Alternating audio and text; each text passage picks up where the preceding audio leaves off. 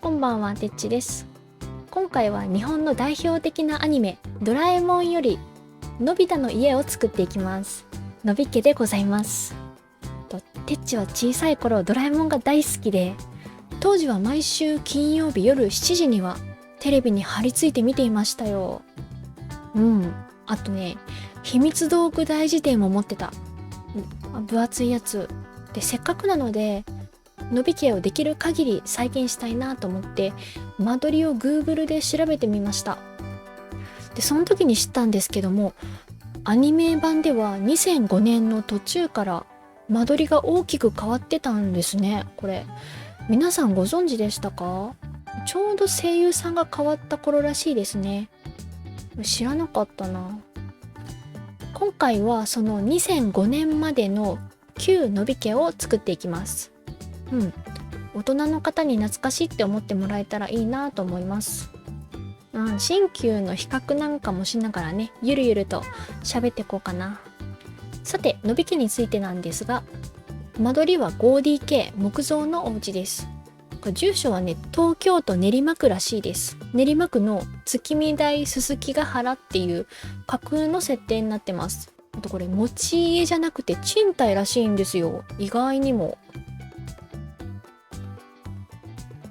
そうそう、動画の最後にボーナスビデオとして完成後の映像も用意してるので、ぜひぜひ最後まで見ていってください。この窓の横にある板みたいなのは何だろう。これ雨戸かな。昔からある引き戸タイプの雨戸ですね。それからこの木の壁紙はアイランドリビングのものです。で、勝手口やお庭がどんな感じだったかはあんまり分かってないんですよね。他にもアニメでもググってもよく分かんなかった箇所があって、そういう箇所はテッチの想像で補って作ってるので、そこはご了承ください。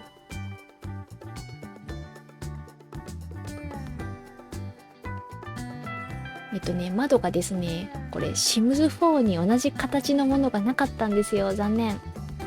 なんで大きさや形が一番近いと思われるこの窓にしています。それから昔ののび家と今ののび家の大きな違いの一つが玄関ですよね。この旧バージョンはちょっとね、玄関が引っ込んでるんですけど、今ののび家は玄関引っ込んでなくって、一番手前にある応接室の窓と横一列に並んでます。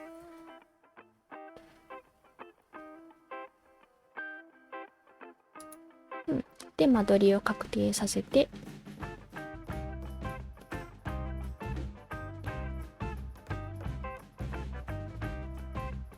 内装に移るかと思いきや、玄関と勝手口前の段差を作り出しちゃったよ。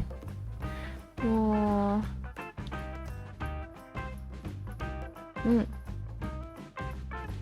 そう、玄関にもコピーして、それから屋根のトリムをつけます。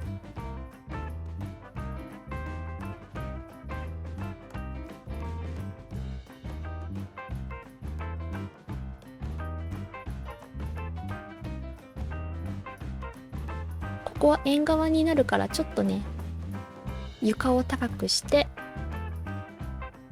さあ今度こそ内装に入ります。まずは畳を敷き詰めていきます。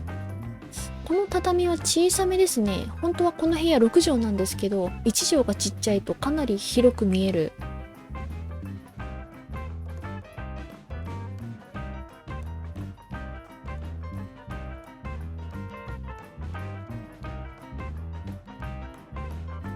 廊下の床を張って、玄関の土間も張って、はい、じゃあ応接室から作っていきましょう。この部屋はアニメではめったに登場しないですよね。洋式になっていて、お客さんが来た時とか、あとパパがね、ゴルフクラブを磨いてくつろいだりする時に使うお部屋らしいです。あれ、でも学校の先生が家庭訪問来た時ってこの部屋じゃなくって居間に通されてなかったっけ？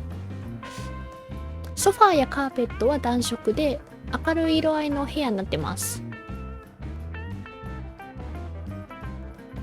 うん。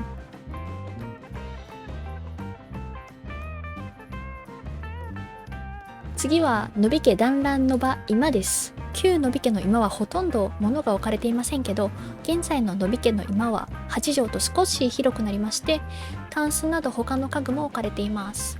ここはパパのびすけママたまこの部屋。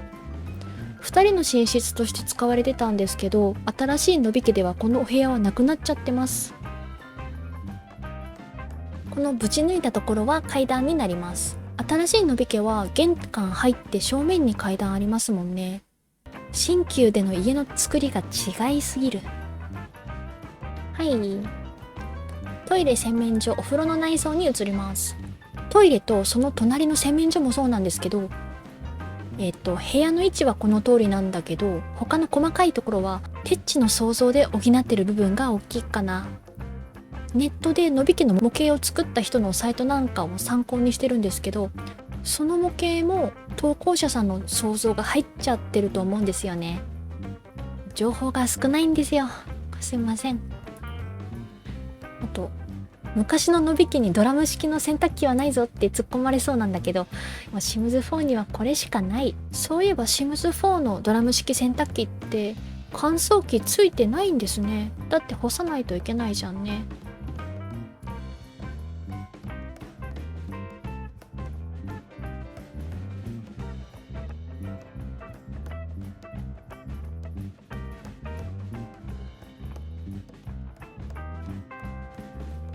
お風呂はアニメで見たぞ。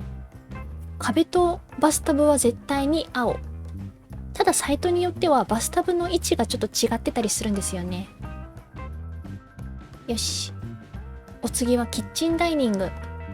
旧野比家のキッチンは6畳ほどだと思われます。ちょっとはっきりした数字が出てこなかったんでね。野比家のキッチンには流しの前に窓があって、上にキャビネットもあります。勝手口はあるんだけど使われてるの見たことないな。あと冷蔵庫の位置微妙じゃない？今の時代ってリビングとキッチンが一緒の部屋にあるタイプが人気ですけど、野比家はリビングとキッチンが完全にね離れてますよね。テレビ見ながら食事したりしないんだな。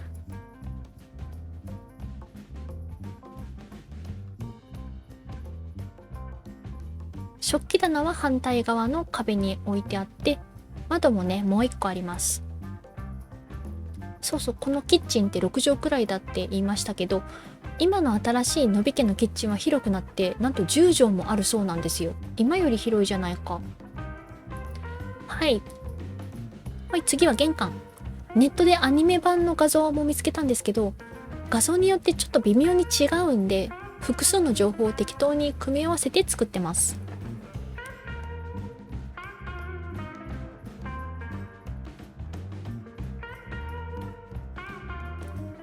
キャビネットの上の装飾はね、ほんと適当です。はい。窓と、それからカーテンもつけて、よいしょ。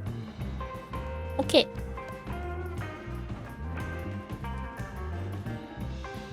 じゃあ階段をつけたら2階に行きましょう。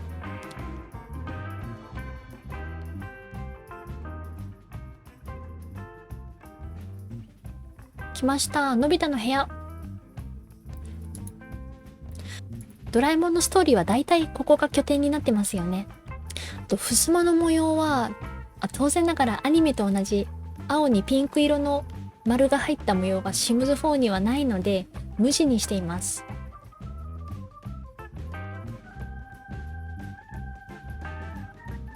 デスクはタイムマシーンに乗るための引き出しがあると良かったですね。のび太は小学5年生なんで年代的にっていうか年齢的におもちゃもちょっと少し置いてあっていいんじゃないかなと思って置いてみました。それからドラえもんが寝起きしてる押し入れです。作りながらどうしようかなってちょっと迷ったんで一旦保留。窓をつけます。のび太の部屋の窓って玄関も同然ですよねタケコプターがあるからね、じゃんじゃん出入りできるもん。次は元おばあちゃんの部屋。おばあちゃんが使った後は空き部屋になってるらしいです。ていうかおばあちゃんの部屋って2階だったんだ。きっついな。この部屋のレイアウトはネットで調べても不明としか出てこなくって、だからここは普通にシムさんのベッドルームにしたいと思います。じゃないとのび家のシムさんたちの寝る場所がないんでね。それから現在ののび家はこの部屋はなくなって、2階はのび太の部屋だけになってます。おばあちゃんの部屋がさてドラえもんの押し入れに戻ります。ドラえもんの押し入れはやっぱり2段にするべきですよねっていうことで2段にしました。はい、照明つけていきます。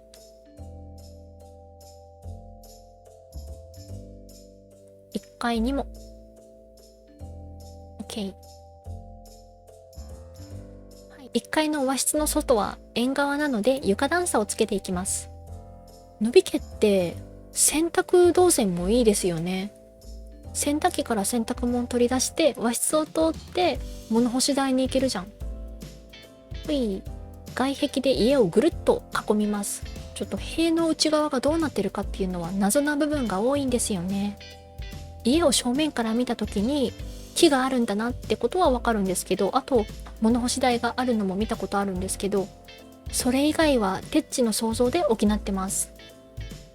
のび家の表札の代わりに照明をつけます。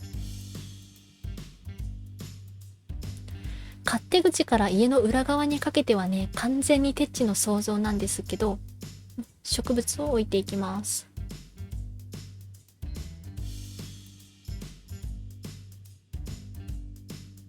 そう、ここ通り側に木があることはアニメでもあるのでわかるんですよ。両端には大きめの木が植えてありますよね。あとはテッチの想像。冒頭でもちょっと述べたように、のび家の住所って東京都の練馬区らしいんですけど、それでいてこの敷地の広いこと、いやちょっと待って、テッチが広くしすぎちゃったかな。塀はもうちょっと内側にやって狭くした方が良かったかも。ちょっとテッチのせいでね、余計に広く見えるっていうのもあるんですけど、いやそれにしても広いですよ、のび家は。ネット上では敷地は130平米ぐらい、建物の面積は84平米ぐらいじゃないかって推測してる人もいました。いやだからやっぱりテッチが作ったのは広すぎか。まあシム仕様なんでね。練馬区でこの広さだと、練馬区のどの辺りかにもよると思うんですけど、家賃は15から20万円ぐらいだと推測されてます。のび家を作ってみて分かったんですけど、意外と謎の部分が多いんですね。謎が多いのと、あとこれ作ったのが4ヶ月前で、テッチのね建築の経験が浅かったってこともあって、再現度は 60% ぐらいかな。どんなもんでしょう。さあできました。はい、この後は完成動画になります。のび家のシムさんたちが登場しますよ。よかったらぜひぜひチャンネル登録していってください。ではでは、ご視聴ありがとうございました。またねー。